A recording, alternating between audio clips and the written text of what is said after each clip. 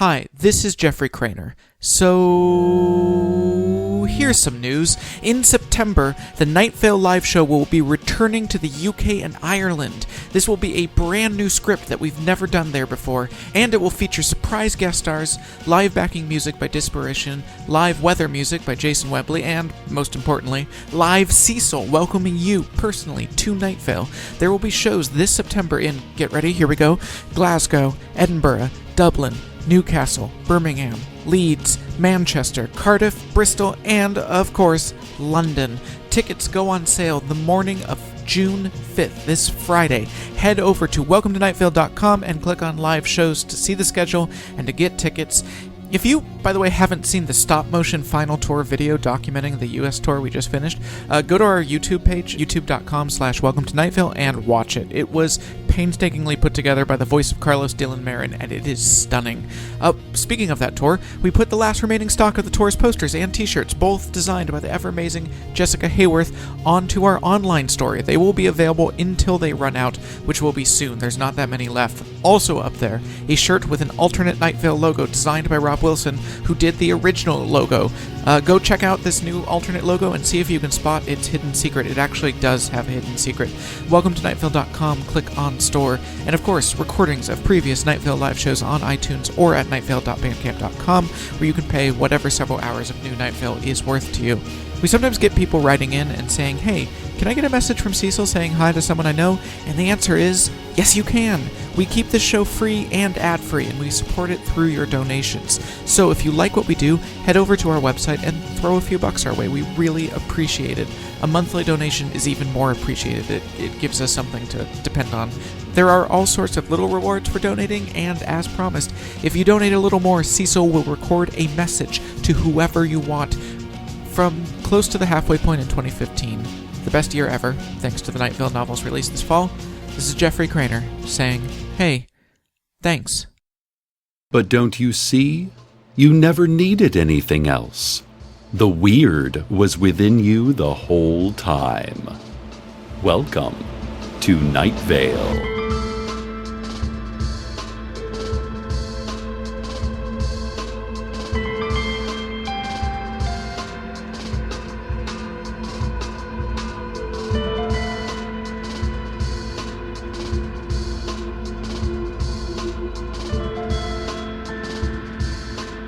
Hello, listeners. Later news, capital N. But forget about that. First, news, lowercase n. It's Fashion Week in Найт-Вейл, that exciting time of year in which we all get to decide what is fashionable and what is not. To use the charming colloquialism, we decide what is in the sphere and what is spared from the sphere. This is Найт-Вейл's hippest event. And everyone is there because it is required by law. So everyone is there and scared, and it is hip as heck. Michelle Wynn is the only one that doesn't look scared. This is her favorite holiday, and she is wearing a vintage summoning cloak and a dog catcher's cap and has two tiny neon signs attached to her face indicating her eyes. She is the most fashionable person in town, and certain to be spared from the sphere. Others are less lucky. Town clerk Veronica Rothschild is running around saying, oh no, and adjusting her unfashionably distressed eyeglasses, casting glances backward at the sphere which is moving implacably to devour the unhip and absorb the outdated.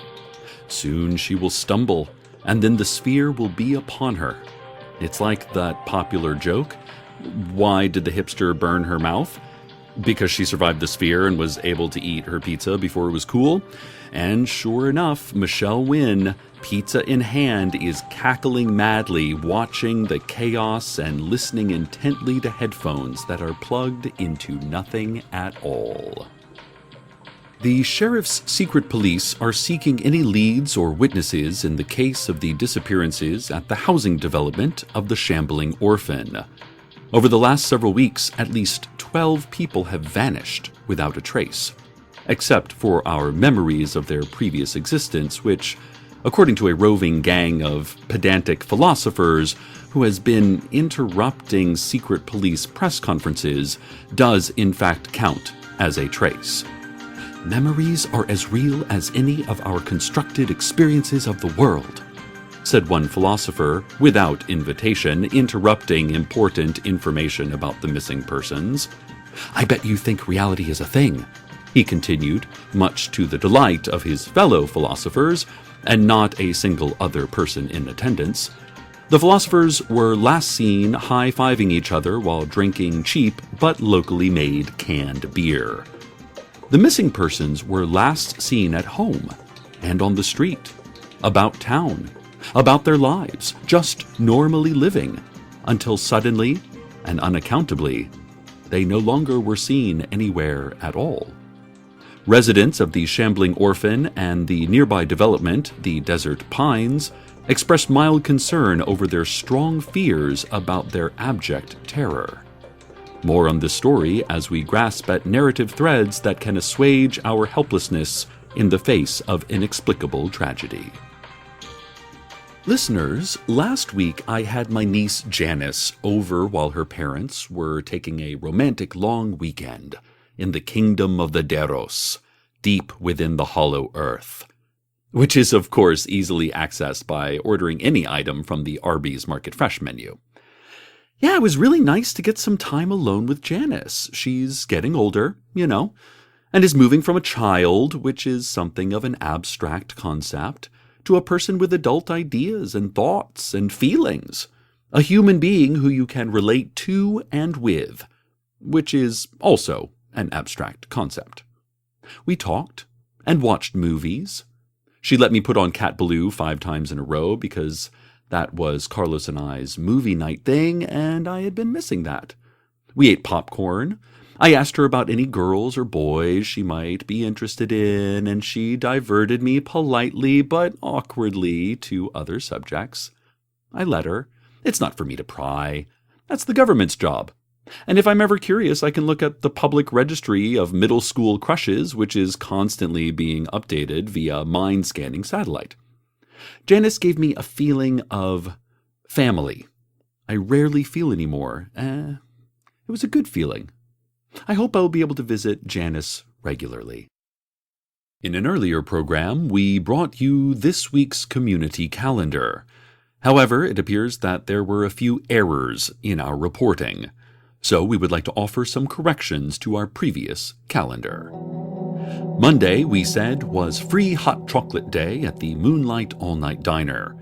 In actuality, Monday will be the day that a great craft crashes down from the heavens, and we all will surround the ominous bulk of it, still glowing hot and smoking from the impact, whispering and wondering, helpless to act. Tuesday, we said, was sign-up day for the Найт-Вейл Adult Kickball League in Mission Grove Park. We were right about an event taking place in the park, but it appears that this event will instead be a creature emerging from the craft, towering over us and in a language we should not understand, and yet we do understand, demanding that we worship it. Wednesday, we described as being just a nice day to go outside and take a walk. Just a really nice day for it. We said, stretch those gams, we said. We said the word gams over and over, seemingly unable to say anything else. As it turns out, Wednesday is actually the day we will stage a brief but ultimately unsuccessful resistance against the horde of slimy, many-appendaged alien warriors pouring out from the landing craft.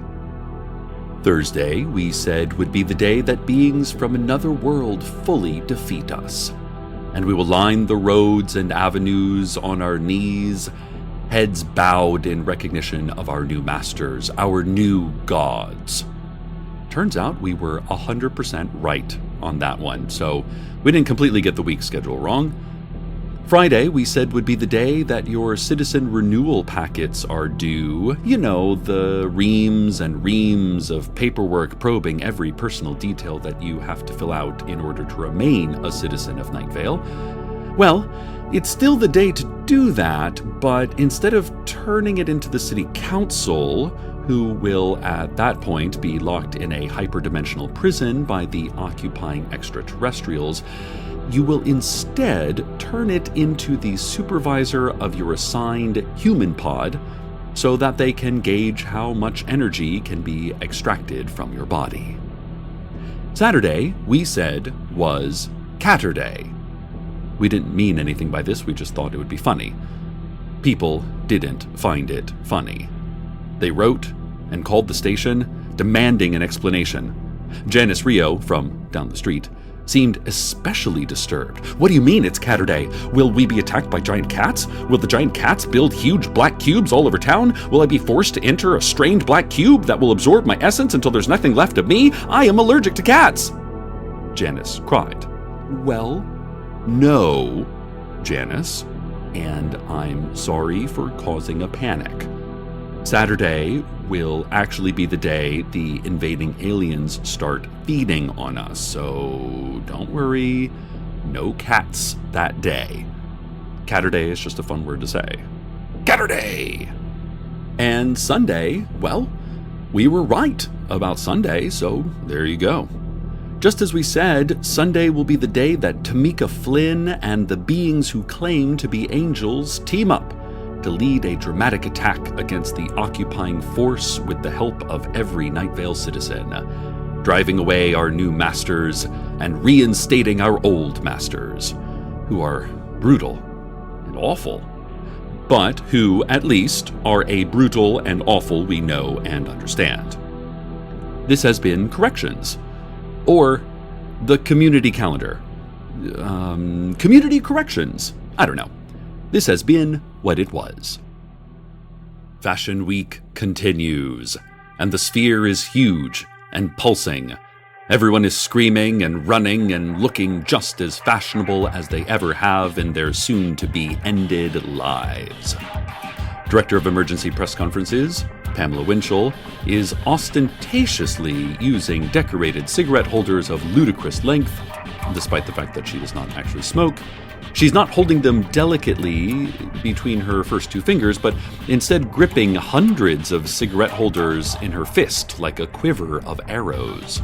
See how hip, she is saying in a booming voice, levitating quite fashionably 3 feet off the ground. See how absolutely of the time I am. The sphere hums next to her for a moment, and then it rolls by, leaving her be. So it seems like this year holding a quiver of cigarette holders is very spared from the sphere indeed. Good survival tip there.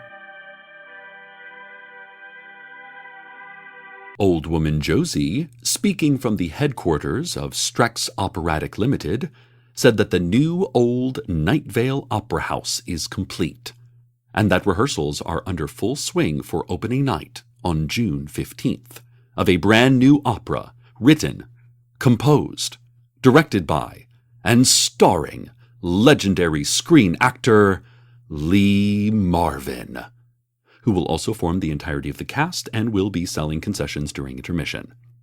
Josie said that Найт-Вейл citizens should expect some of the usual disruptions resulting from rehearsal of any kind of live performance, namely stop-and-go traffic in a several-block radius around the theater, a wake of buzzards circling over the city, and a slight uptick in the number of patients at the emergency room.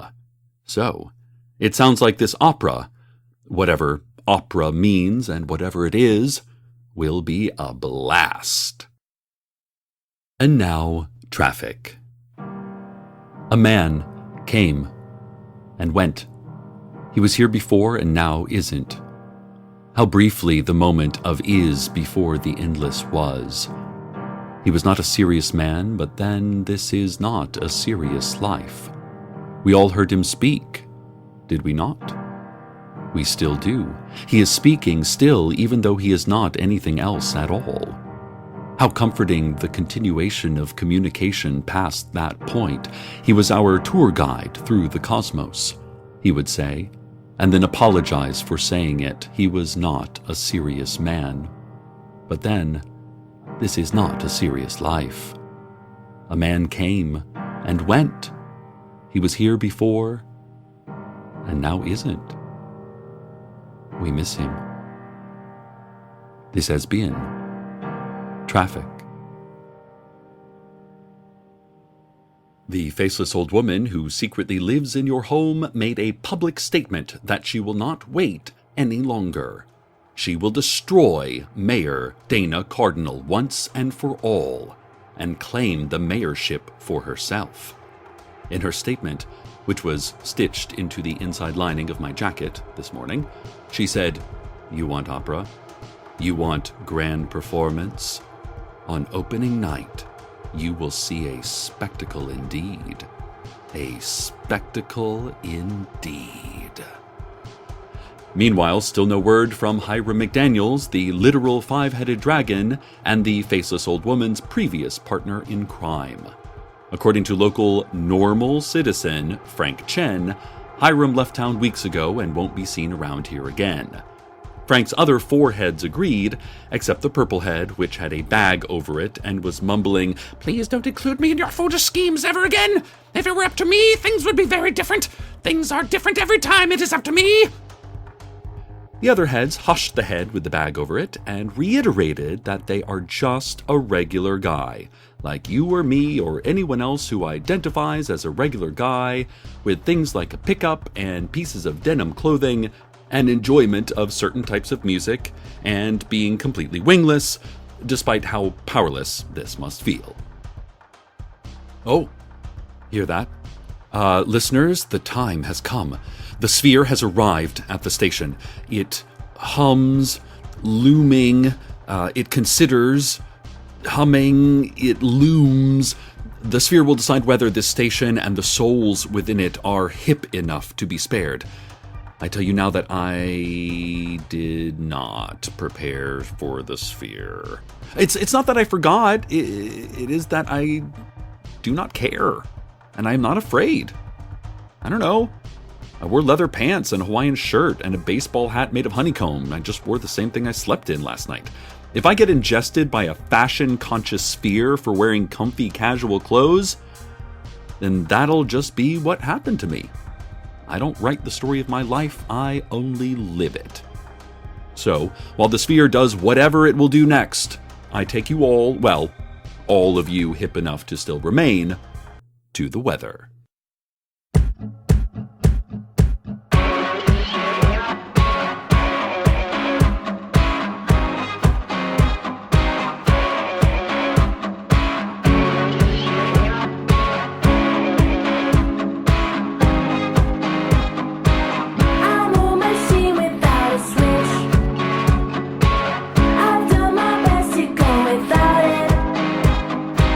Every blue moon I get convinced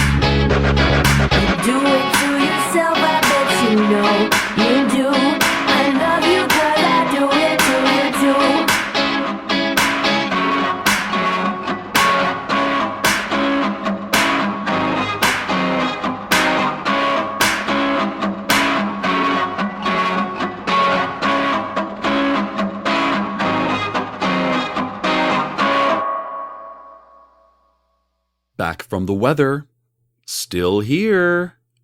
The sphere moved on and is now out in the scrublands and sand wastes, deciding which cacti and cottontail rabbits are of the now, and which must be assimilated into the pulsating dark innards of the sphere. Of course, radio is always hip. Radio is timeless. Community radio exists outside of time and space, and so is the most fashionable thing of all. Of course, we all know this. So it's good that our station was spared and that I will continue doing radio for the foreseeable future. I'm not stopping radio broadcasting. I won't be doing it here, but I'll be continuing to do it. Right. So I guess it's time then. At the start of all this, I promised news, capital N. Here is the news. My next broadcast as host of Найт-Вейл Community Radio will be my last in Найт-Вейл. I am moving to the desert otherworld to spend more time with sweet, talented Carlos and the community he has built out there in that vast, sandy, alternate dimension. There is a radio station there built by Kevin, who seems to have himself pretty under control, and his studio only has a little bit of blood, so I should be able to continue doing what I'm doing just fine. I won't be doing it in a way that you will be able to hear. But that too is just fine. I've missed Carlos greatly, and I've also grown weary of a mayor that can't protect herself, of a town that fears outsiders, of a faceless old woman who secretly lives in my home and publicly wants to do me harm. And I think of a desert otherworld where it is always sunny and mountains are real. There is a helpful masked army that can build anything, and your cell phone battery never dies, even if reception is 4G at best. There is the question, is Найт-Вейл worth it? Is Найт-Вейл good? Is it a good town? Well, I will, for the first time in my long life, live somewhere other than Найт-Вейл. But, as a poet once said, no matter where you end up, you're still from your hometown. I'll be back to visit from time to time, of course.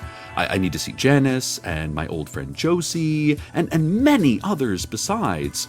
I am not gone, but I am going. I'm going to live somewhere I can feel good about, somewhere newer and better for me. Stay tuned next, eventually, for me reporting on the opening of the Opera House, and then not reporting on anything else here ever again. Penultimately, good night, Найт-Вейл. Good night.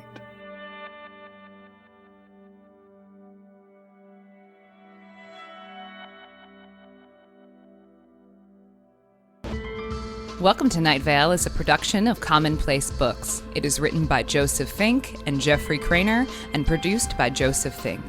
The voice of Найт-Вейл is Cecil Baldwin. Original music by Disparition. All of it can be found at disparition.info or at disparition.bandcamp.com.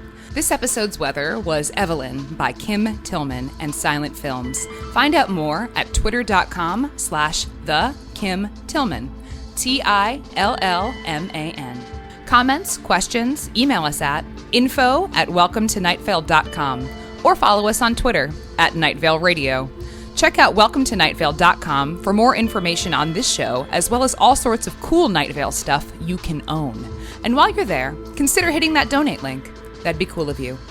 Today's proverb: dress your dog for the job you want, not the job you have.